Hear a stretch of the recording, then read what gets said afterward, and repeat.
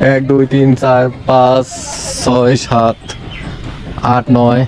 আসসালামু আলাইকুম, আশা করি সবাই ভালো আছেন। আপনারা জানেন যে আমার পাখির একটা সেটআপ আছে, যেখান থেকে আমরা 3টা বাচ্চা পাইছি। আলহামদুলিল্লাহ, বাচ্চাগুলো এখন সুস্থ।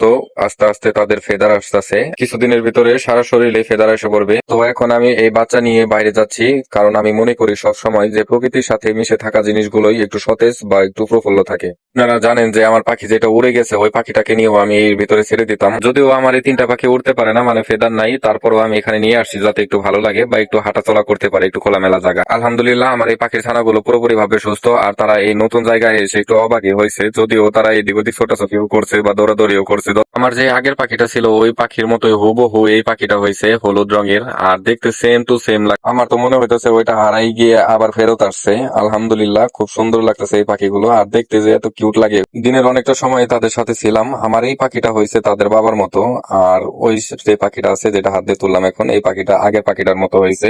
এই থার্ডটা হয়েছে একবার মিক্স, মানে প্যারেন্টস এর মিক্স একদম। মহান আল্লাহর কাছে লাখো কোটি শুকরিয়া। আলহামদুলিল্লাহ, আমার এই পাখিগুলো আস্তে আস্তে যেমন বেড়ে উঠতেছে, আমার পাখির সেট আপটাও আস্তে আস্তে ভরে যাচ্ছে। তো এই জায়গাটা হলো আমার মার মুরগির খামার বা মুরগির ঘর বললেও চলে। এখানে কয়েকটা মুরগি আছে। এই মুরগিগুলো আমরা পরিবারের যে চাহিদা আছে এই চাহিদা মেটানোর জন্যই রাখছিলাম। একটা মুরগি নতুন অবস্থায় এখানে মারাও যায়। এখানে খুব শীঘ্রই আমরা পাখির সেট আপ নিয়ে আসবো। আর কি পাখি দেখতে হলে সাথে থাকুন। আর একটা জিনিস আপনাদের একটু দেখাই, আমাদের গরুর যে ফার্ম আছে এই ফার্মের সাথে একটা কাঁঠাল গাছ। এই কাঁঠাল গাছে অনেকগুলো কাঁঠাল ধরছে, আশেপাশে অনেকগুলোই গাছ আছে, তবুও এখানে অনেকটাই কাঁঠাল পেয়েছি আমরা।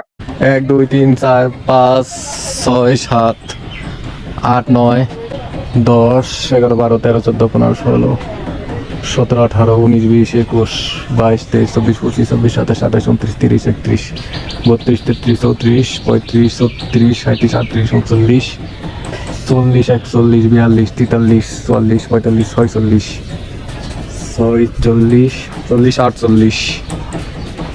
আলহামদুলিল্লাহ 48 বা 50 হইব।